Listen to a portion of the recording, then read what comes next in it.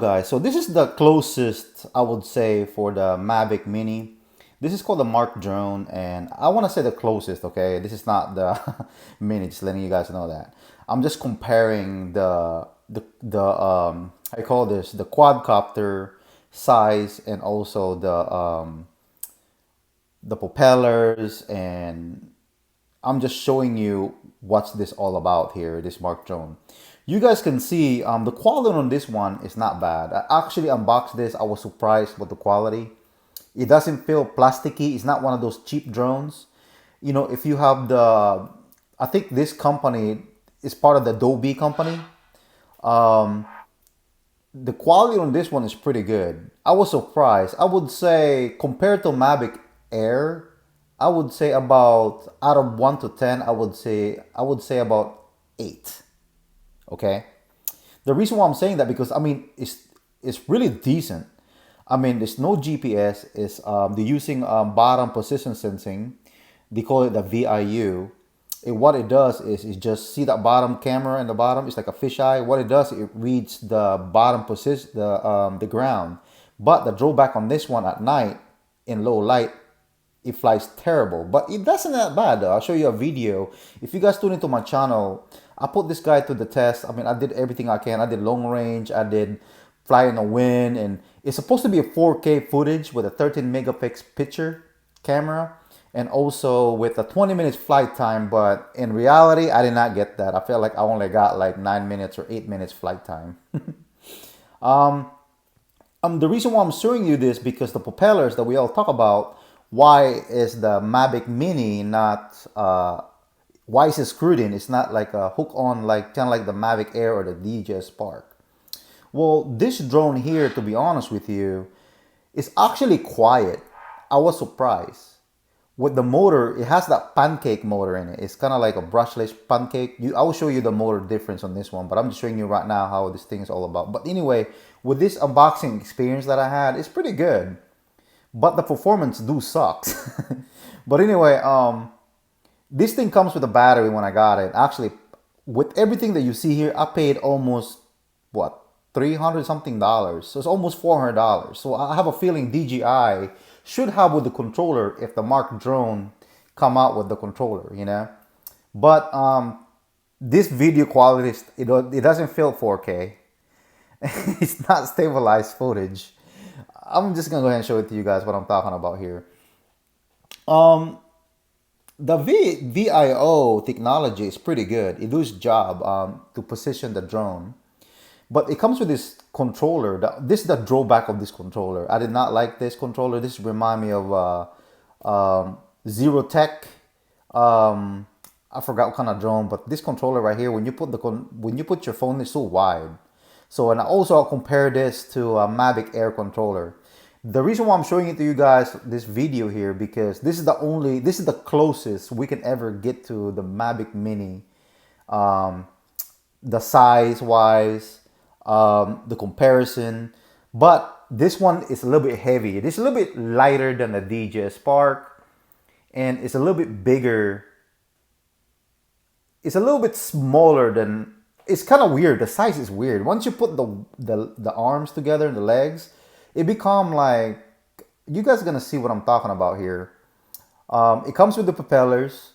So if the Mavic Mini do release, hopefully at least it'll be nice if it come with everything for for $399. It comes with the controller, and also comes with the how you call this, propellers. If they're gonna include that, that'd be nice. I don't know if it does, but this one is not a gimbal. This one is just a standardized footage. One drawback about that is the fact that you cannot look down, you cannot look up. You're in that one. Your image is in that one. Just think of an action camera like a GoPro or a Osmo Action. While you flying up the air, is just, I mean, while you're flying the drone up in the air, it's just that's what you get. You know, you're not gonna have the same thing as the gimbal going up and down or side or whatever. But the reason why I'm also showing this, because I also have the Mavic Air, the 3-axis gimbal, that you guys what I'm talking about in comparing this. But this one right here is not, I would say, it's not gonna be 256 gram or 250 gram. This one right here is a little bit higher. I would say maybe about 300 or so because of the battery. The design looks okay, but it seems like the inside, when when you smack on it on the plastic, it felt like there's some stuff here should be cut off to make it to 250 gram. But the quality is pretty nice, man, on this Mark drone. They call it high grade. I don't know why they call it high grade Mark drone, but yeah. But you guys see here, I got the Mavic Air, and I'm always comparing it and the size difference, and just to feel it, it's not, of course, not gonna be heavy as Mavic, but for me, experiencing the DJI Spark, it's a little bit lighter than DJI Spark. And I also have the Tello here at this time. And I'm showing you here the battery. This is the reason why this drone became heavy, because of the battery. Because the way how it has to get stick into the bottom. You see what I'm talking about? And the problem is just the weight, That's the reason why it's a little bit heavier. But the quality is not bad, man. Like I said, the Mark drone should be a good drone if they announce it's supposed to be. Like, it's not Pro 4K, 1080p.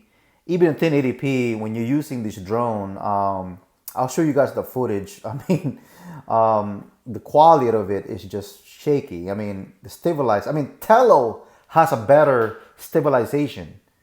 But I don't know if this drone did a firmware update. But the battery life on this one, they were saying about 20 minutes. But actually, you only get like 8 minutes in the air. But the low noise on this one is pretty quiet. It's way quiet.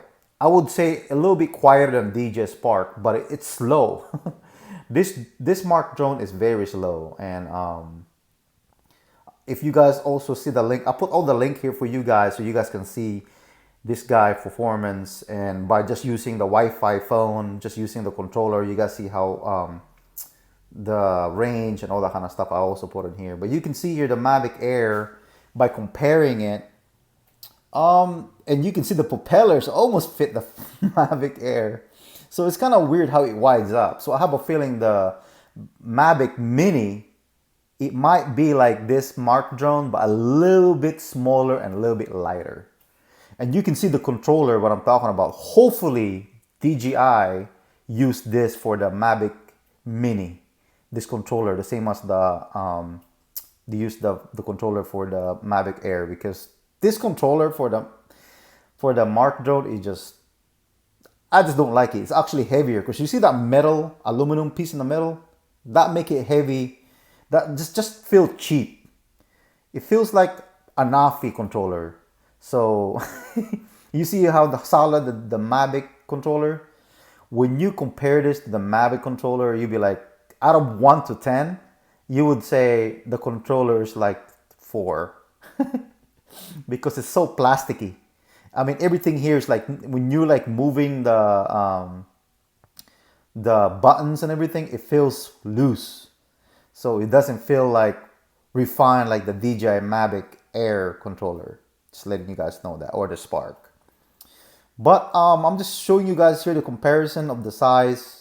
And you can see here the Tello, and you see how this drone is, when I'm comparing it, the size is just weird how you put the arm all together, spreading all out. And you can see here on the RyzeTello is just, of course, it's using bottom position sensing.